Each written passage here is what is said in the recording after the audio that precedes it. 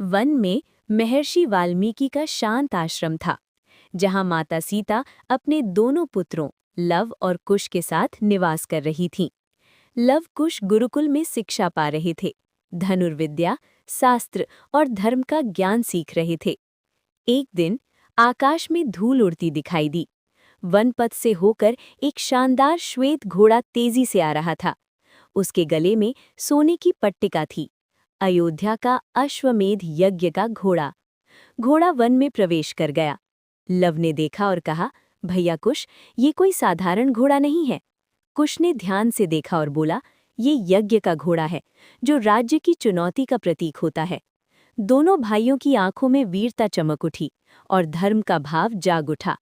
Love आगे बढ़े और शांत स्वर में बोले, यदि ये यज्ञ का घोड़ा है तो इसे ऐसे ही जाने नहीं दिया जा सकता। कुश ने धनुष उठाया और लव ने घोड़े की लगाम थाम ली। घोड़ा रुक गया। वन में सन्नाटा छा गया।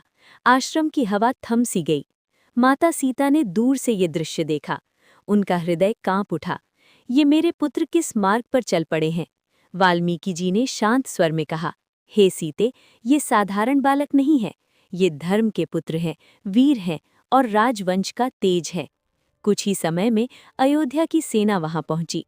युवराज, सेनापति और वीर योद्धा, पर दो नन्हे बालक पर्वत की तरह अडिग खड़े थे। लव बोले, धर्म के मार्ग पर चलकर ही राज्य चलता है। कुश बोले, अन्याय के आगे वीरता ही उत्तर होती है। और तब इतिहास ने करवट ली। पिता श्री राम के सामने उनके ही पुत्र वीरता बनकर खड़े थे।